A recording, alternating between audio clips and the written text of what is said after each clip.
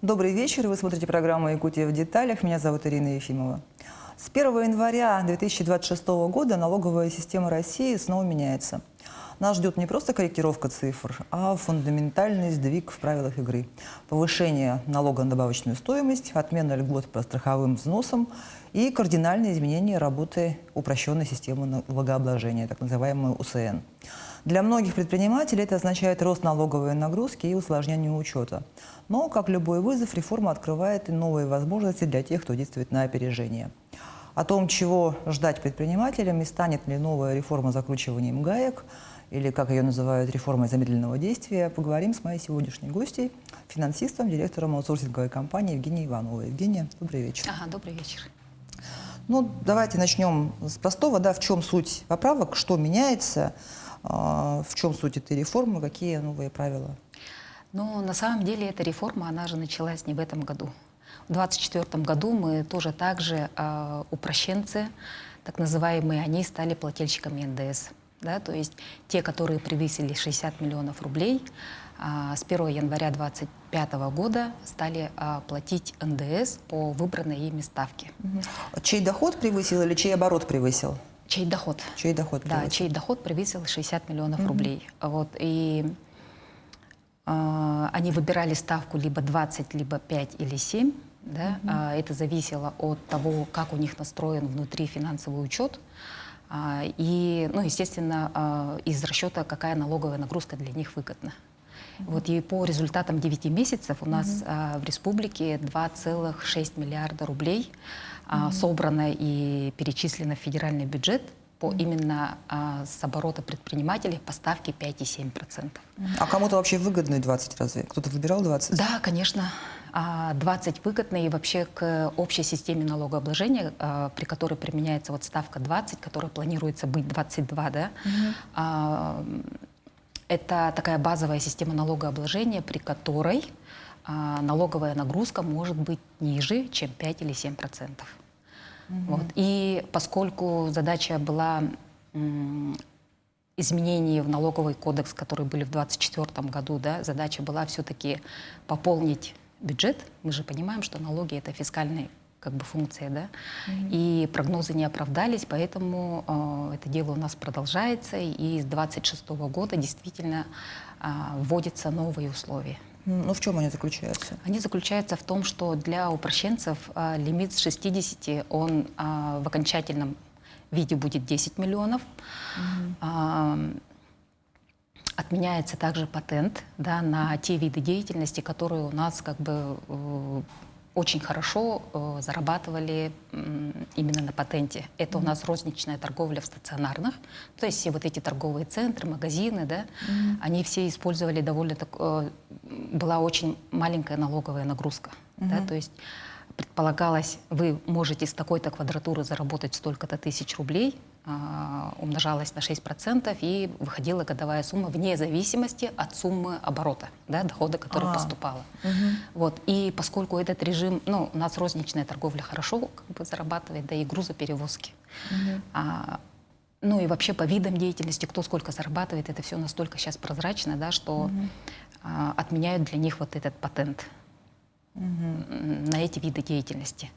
Но после того, как об этом было объявлено в октябре, да,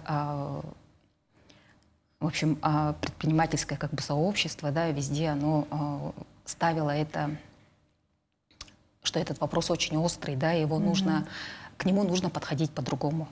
И в связи с этим правительство, должно было быть заседание 11-го состояться, его перенесли на 18 ноября, буквально на следующей неделе будет второе рассмотрение законопроекта. И там, уже пошло как раз-таки послабление, о котором вы тоже озвучивали, да, что снижение лимита для упрощенцев, оно будет поэтапное, да, то есть 20, 15, 10. 20 миллионов в 26-м, 15 в 27-м и 10, соответственно, в 28-м. И патент решили оставить, в проекте, да, предложено оставить для труднодоступных регионов. Это как раз нашей Якутии очень сильно касается. Да, то есть север, практически. Да, то есть розница, она предполагается на патенте. И плюс еще Грузоперевозки тоже также хотят оставить, но все равно, поскольку лимит снижается, да, до 10, до 20, то перескочить через этот лимит и стать плательщиком Патента? НДСа, ну, у всех очень высока. Потому что средний чек у грузоперевозок высокий, и розничная торговля тоже. Что такое 10 миллионов? Это 830 тысяч рублей выручки, ну, дохода каждый месяц. 830 это можно спокойно перешагнуть. Это совсем немного. Да. Но будет поэтапное. Вот. Тем более, учитывая наши цены.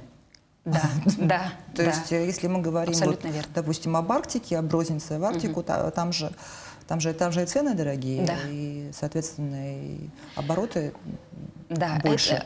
этот вопрос вообще давно, ну, как бы его тоже озвучивали как проблема, ну, предпринимателей, да, потому что на самом деле цены растут, инфляция, она как бы не спит, а лимит, он все время 60, был 60. Вот, и его, ну, вот его сейчас и снижают. А сейчас еще и снижают. Да, сейчас еще и снижают. Вот, но на самом деле это... А вся Якутия попадет под определение труднодоступной или только арктические районы? Ну, вы знаете, это все еще в проекте, и вот как бы конкретных таких вот я не могу сейчас ничего сказать, но всегда же у нас труднодоступные, это считается все-таки арктические и северные районы. Ну, то есть, грубо говоря, для... Якутск не попадет. Якутск не попадет, Неринга не попадет. Да, Абыйский, Верхоянский. Да. Понятно. Но поэтому, потому что они поэтапные, они заявлены как такие движения без резких движений, да? Да, именно поэтому. То есть, а достаточно ли, с вашей точки зрения, вот бизнесу предоставлено времени для адаптации, для перенастройки? Я считаю, что для тех бизнесов, для тех предпринимателей, у которых налажен какой-либо финансовый учет, да, то есть у них есть цифры, по которым они могут смоделировать разные варианты ставок налогообложения, да, посчитать свое ценообразование с учетом их данных, то для них это, в принципе, время, ну, достаточно. Вот, потому что в целом нужно грамотно вот именно смоделировать свою ситуацию, да, потому что, ну, у тебя будет завышение у контрагентов также, да, то есть это же по цепочке, это коснется каждого. Вот, и именно вот сложность будет заключаться для тех, у которых вообще ничего нет, да, то есть они будут, у нас же предприниматели, они, к сожалению, мало тех, кто ведет качественный, хороший учет. Есть большинство, они вот как бы по интуиции как-то вот так вот работают. И вот для них это, вот этот вот переход, все вот это собрать, то есть сделать, ну, как я обычно называю, пластилина, да, у них нет, чтобы слепить из него что-то вот крепкое такое, надежное. Ну, то есть придется им изучать налоговый кодекс, бухгалтерию. Ну, все равно придется погружаться. Предпринимателям нужно уже сейчас повышать свою вот эту финансовую грамотность. Вот, ну, без этого вообще никак. Но так для обывателя, на обывательский слух, да, что повышение как раз ставки НДС, это и есть самое главное изменение в рамках реформы. Вот, повлияет ли оно вообще на конечный рост цен, вот чего все боятся-то? Конечно. Да, конечно, это повлияет на рост цен. Почему? Потому что сам по себе НДС – это косвенный налог, да, то есть он ложится на предпринимателя, как он является сборщиком этого налога с населения. То есть платить-то все Да, равно он придется, все равно ложится покупателю. на потребителя, да, он ложится на потребителя, и задача, ну, государства, повышая вот эти ставки НДС, собрать вот те, скажем, ну, залежавшиеся деньги у нашего населения, да, чтобы вытащить их и вогнать обратно в оборот страны. Вот как бы задача такая. А мы работаем в прямом эфире. Задать вопрос можно, позвонив в студию по номеру 8 41 12 42 14 39, или можно отправить сообщение в Телеграм текстом на номер 8 914 235 05 02. Ну, главное изменение для пользователей УСН – это введение НДС для тех, кто, значит, превысит порог дохода, как вы сказали, рассматривается поэтапное, значит, 20 миллионов, да, мы сейчас говорим про 20 сейчас миллионов. От 20. Вот, и какие специфические сложности операционные, финансовые возникнут у тех бизнесов, которые как раз на этом пороге? Я считаю, что основная сложность, когда ты находишься вот-вот на грани, да, когда вот перешагиваешь вот этот лимит, это у тебя принять решение о готовности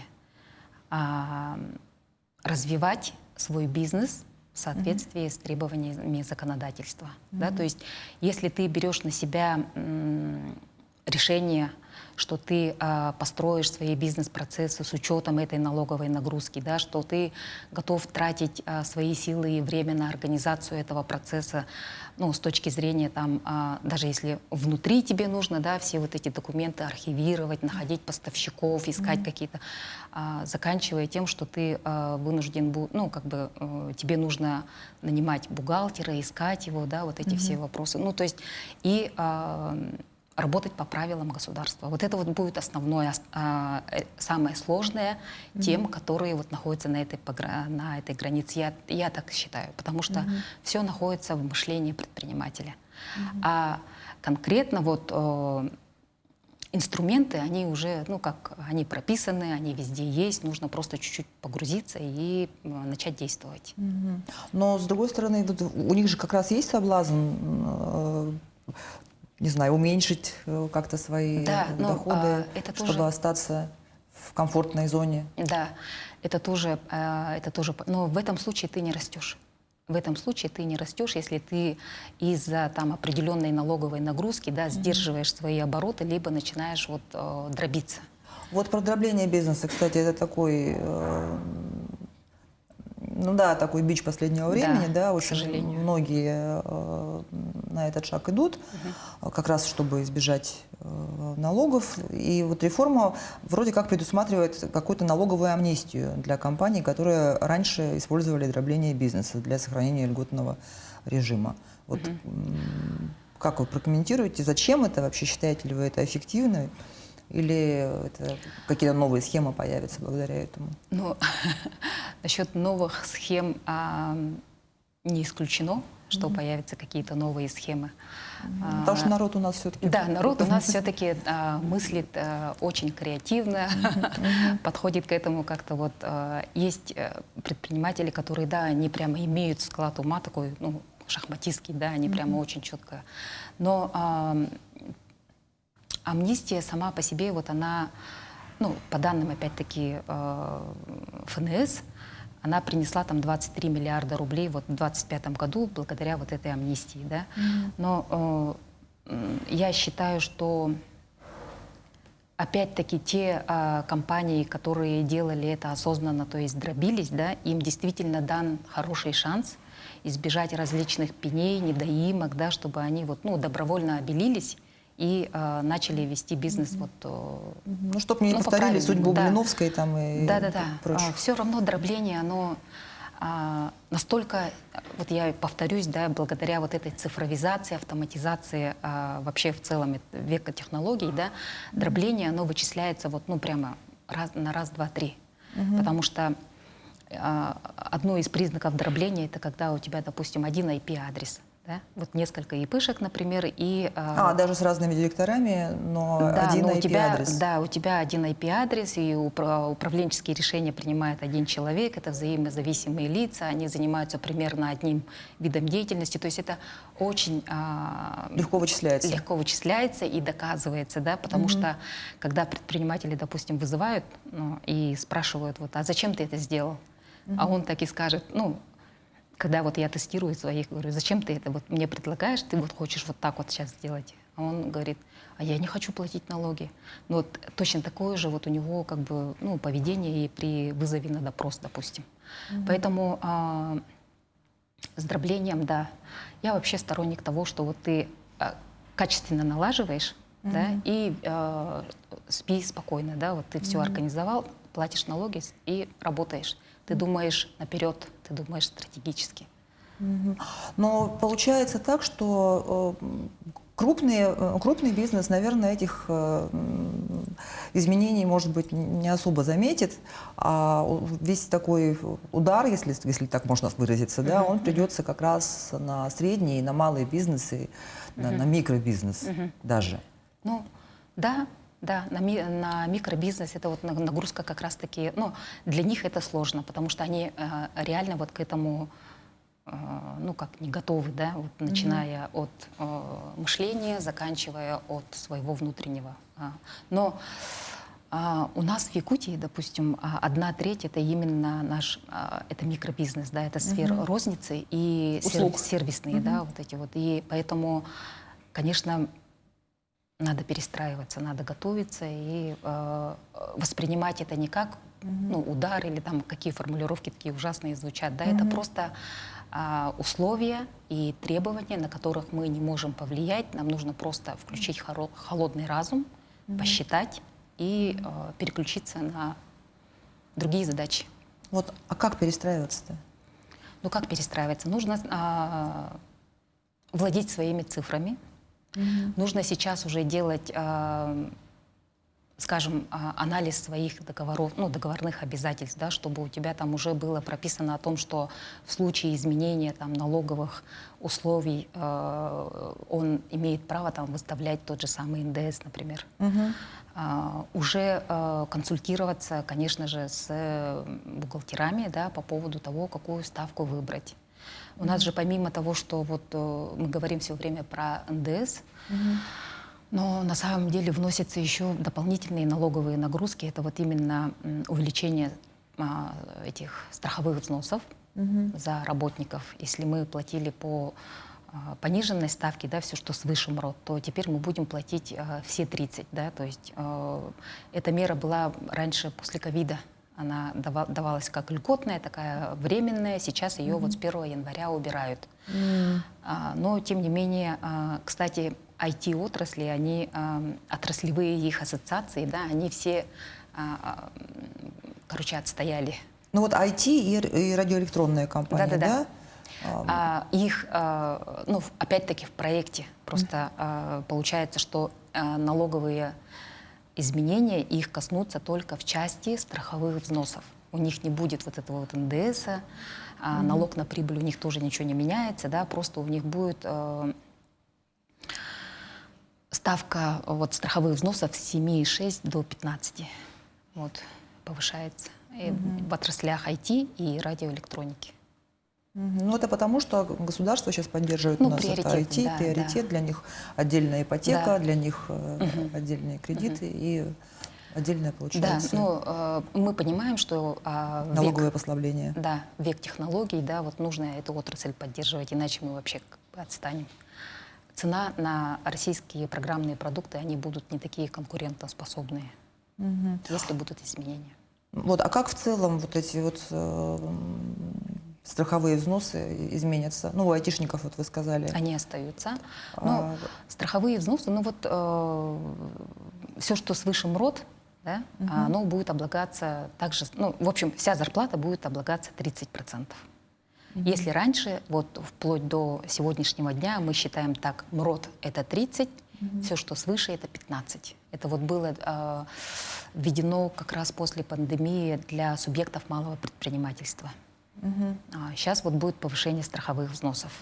Помимо этого вот вводится еще такое, что номинальные директора, ну то есть ООшка, кто-то создает ООшку, да, просто когда-то он ее создал, и сейчас она у него там где-то, ну, пылится, то есть без деятельности, да, и он, соответственно, ну, учредитель, он не тратил на нее ни копейки, да. Он показывает на нулевой баланс. Да, нулевой балл показывает, значит, сейчас вот именно для того, чтобы как раз-таки эту базу подчистить, плюс еще чуть-чуть, ну, как бы налогов собрать, вот именно такие нулевые компании, за директора тоже надо будет платить страховые взносы. Вот поэтому... как будто он работает. Да, как будто он работает. Поэтому вот тоже предпринимателям, у кого есть такие вот прицепы, хвостики, да, нужно скажем, посмотреть, закрыть, да? Нужно закрывать, да, нужно закрывать, потому что эта сумма примерно там 17 тысяч каждый месяц. Страховые взносы за директора номинального. Вот. И еще и МРОТ же у нас повышается. Да, МРОТ повышается, каждый год он примерно, ну, индексируется, да, он повышается. И, ну, это наша база же, все оттуда исчисляется, поэтому вот и страховые взносы, да. А не получится так, что наоборот люди будут в тень уходить, потому что когда вот объявили эти патенты, многие ну, начали открыто заниматься там деятельностью свою уже легально там, и так далее. Вот, а не получится ли так, что вот эти все ноготочки и там, я не знаю, тортики обратно уйдут в серую зону, будут принимать только наличку или только переводы? По системе быстрых платежей и никаких там кассовых аппаратов, никаких тебе чеков, Да, вот никаких тебе заплатить картой. я была сама очень удивлена, когда вот Наталья Зубаревич, да, вот экономист, ну, она российского уровня, профессор. Зубаревич. Зубаревич, да, спасибо.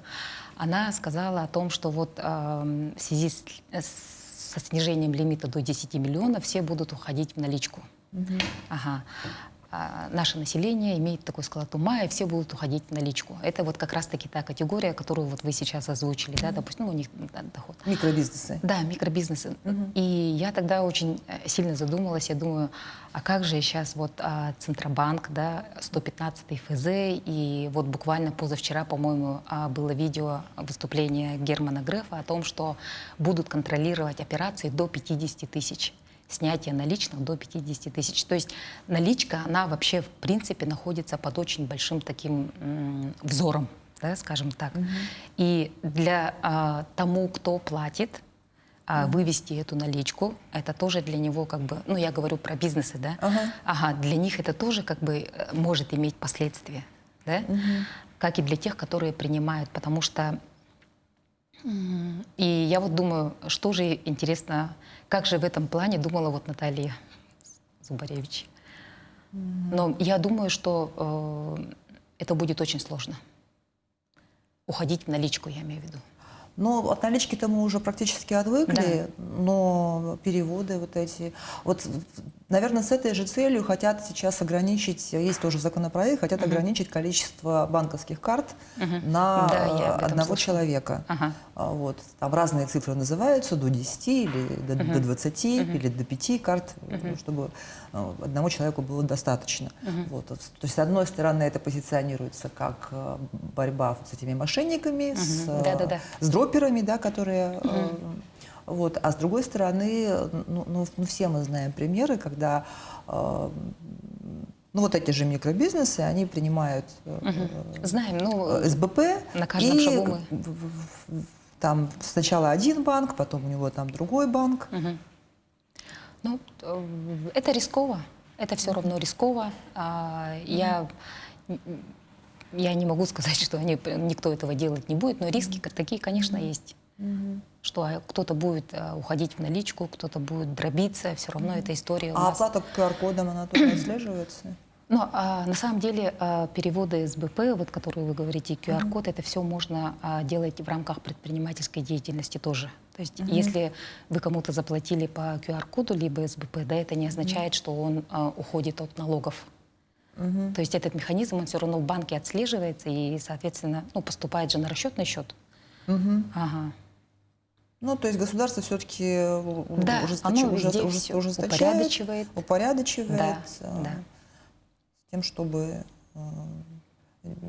собрать... Ну, чтобы было как бы справедливо, да? Справедливость с точки зрения взимания налогов.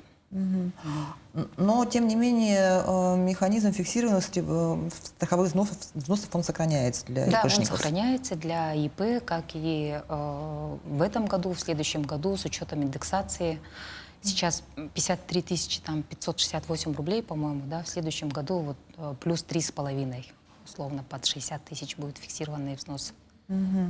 Еще для всех плательщиков налогов меняются сроки их оплаты. То есть раньше, если дедлайн приходился на выходной день, то налог платился в первый рабочий день после выходного. А в 26-м году что? Ну, в 26-м теперь мы должны будем, на нас возложена обязанность оплачивать налоги в предыдущий рабочий день перед выходным. То есть если 31-го это у нас выходной, допустим, ну, суббота или воскресенье выпадает, да, то мы 30-го должны оплатить. Ну, то есть или 28-е, точнее, 28-е выпадает на субботу или воскресенье, 27-го нам надо оплатить. Ну, то есть заплати налоги в пятницу. Да, точно. В 2025 году уже действовал этот порог УСН в 60 миллионов рублей, да, который мы с вами обсудили. Вот какие реальные кейсы или уроки из этого периода могут быть полезны для тех компаний, которым в 2025 году придется НДС платить? Ага. У которых 20 миллионов рублей получается. Да, я поняла вопрос. Ну, мы как делали, вот я уже об этом сказала, да, мы считали вот все возможные варианты для того, чтобы выяснить, какая налоговая нагрузка является оптимальной. Те, которые вот перешли, стали плательщиками НДС в 2025 году, да, вот они, в принципе, можно сказать, что они герои этого года. Почему? Потому что ну, вот эту вот ставку НДС они все-таки платили за счет именно своей маржи. Да? Потому что те, у которых выручка была там 50, ну то есть до 60, да, они-то, на них не легла вот эта дополнительная нагрузка платить этот налог, и, соответственно, ценообразование было неконкурентное. Вот и те, которые стали плательщиками в этом году, они практически выживали вот в этом году. Ну то есть я это понятно же сказала, да, вот они герои, они прямо что говорят предприниматели, они говорят, что самое главное внедрить финансовую дисциплину, потому что вот этот НДС, вот ты его собрал с населения, это не твои деньги, ты должен их отдельно на расчетном счете где-то вот, ну, хранить, не тратить, и приходит срок, и ты его там ежемесячно равными долями перечисляешь У нас в бюджет. есть звонок. Алло, здравствуйте, мы вас слушаем. Алло, здравствуйте. Скажите, пожалуйста, у меня вот такой вопрос по страховым взносам на директоров по ООшкам, у которых нет дохода. Как будет? Будет ли вообще начисляться таким ООшкам страховые взносы, если у них нет никаких доходов? Да, страховые взносы на такие ООшки, на номинальных директоров, на них будет начисляться с 1 января. Поэтому вот как раз-таки сейчас есть время, если эта ООшка совершенно заброшена, то лучше ее как бы в упрощенном порядке и быстрее подать на ликвидацию. Вот, ну, то есть привести в порядок все свое вот, юридическое, ну, как бы бизнесовое пространство. Налоги все равно начисляются. Это, ну, как бы странно, да, вот ты не имеешь доходов, но тебе нужно с этого платить. Это как раз-таки для того, чтобы и базу почистить, да, и плюс, потому что их очень много, этих ООшек, я, к сожалению, цифрами не владею, но, и базу ЕГРЮЛ почистить, и плюс как бы пополнить бюджет. Кстати, вот эта вот норма такая, да, платить даже вот с такого вот неработающего, эта норма есть и в других странах. Вот в Китае, например, точно так же. Компания не функционирует, но за директора ты все равно платишь там 1600 юаней каждый месяц. И мы вот идем как бы в то направление, вот как в других странах. Ну, то есть это какая-то практика распространенная? Да, это практика. И вот этот вот НДС также, да, допустим, ну вот опять-таки я про Китай. В Китае, допустим, с оборотом до 1 600 000 они тоже освобождены. Это 150 тысяч юаней в месяц. Да, до 1 600 000 в наших рублях получается. Они освобождены от этого НДС, а потом далее у них идет ставка, ну, правда, 1%, не как у нас, да, там 5 или 7. У них и общая эта ставка 13, а у нас вот с 20 на 22. То есть я так понимаю, что наши все-таки ориентируются на действующие такие как бы модели в других странах. Ну, потому что у нас и НДФЛ ведь тоже повышается с 26 года. Но НДФЛ, он не повышается, он просто у него прогрессивная вот эта ставка. Да, прогрессивная ставка. То есть если раньше ставка. все платили по 13, да, то выше 5, сейчас 15 и так далее. До 22% повышается. Ну, это тоже логично, вы как считаете? Но вообще у нас НДФЛ был один из самых низких в мире, вот насколько я знаю. Если вот сравнивали там тоже с Европой и так далее, там...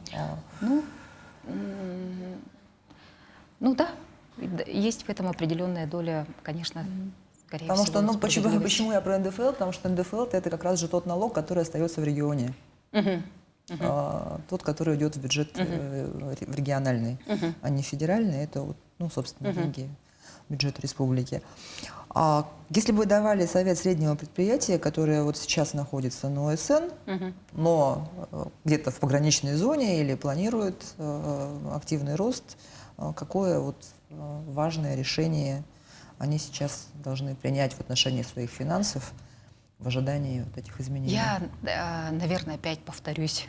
Я повторюсь, но сейчас самое важное — начинать считать.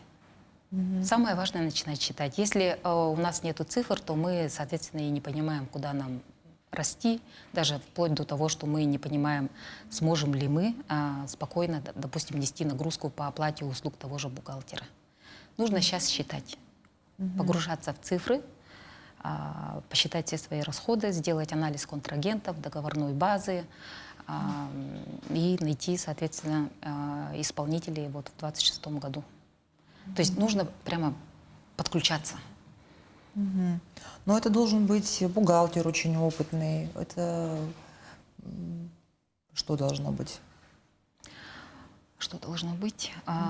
Я думаю, что да, конечно, опытный бухгалтер должен, ну, по крайней мере, получить консультацию у опытного бухгалтера, да, чтобы прямо вот сели и на его глазах, вот, используя калькулятор, да, но для того, чтобы вот этот же опытный бухгалтер правильно все посчитал, опять-таки, вот предприниматель должен знать свои расходы. Потому что без владения этой информацией вот это будет просто вот так вот вилами, ну, нарисован, да, вилами по воде нарисованные. То есть он должен понимать, сколько, даже не то, что у него есть, да, а вдруг он планирует в 2026 году там открыть либо вторую точку, либо нанять еще каких-то сотрудников, да, вот у него уже это все. То есть в голове уже должны быть какие-то планы, на основе вот них можно уже проецировать. Ну, то есть постепенно, получается, мы все-таки уходим от вот этих вот серых схем, зарплат в конвертах. Да, абсолютно верно. Мы уходим, и это правильно, так должно быть, это спокойно самому предпринимателю. Вот, и вся экономика, она как бы, ну, что у него в бизнесе, да, она как бы подтянется под законодательство и будет нормально. Вообще, само по себе же предпринимательство — это такое интересное, как бы, ну, вид деятельности как таковой, да, предприниматель, он кто? Он генератор, да, он там вдохновитель, он что-то, он постоянно в движении, вот, это классно быть предпринимателем, и нужно ему вот сейчас чуть-чуть погрузиться в цифры. Я вот все время говорю про цифры, но это реально так. Других как бы таких волшебных таблеток и каких-то вот звонков каких-то, либо каких-то таблиц, вот просто, да, их не существует. Надо самому все равно погружаться и понимать, в конце концов, какой бизнес ты хочешь иметь. То есть планировать все, включая налоговую нагрузку? Конечно, обязательно. Сотрудников, налоговую нагрузку, учитывать внешние, вот рыночные, допустим, у тебя в этом году же вообще покупательская способность, она снизилась, да, а ты продаешь очень дорогие товары. Ну, тогда чуть-чуть сделай перекос и выбирай то, что дешевле, то, что будет населению доступно, допустим. Ну, как бы такие вот. Подстраивайся под рынок. Да, надо подстраиваться, потому что... У нас есть еще один звонок. Алло, здравствуйте. Задавайте свой вопрос.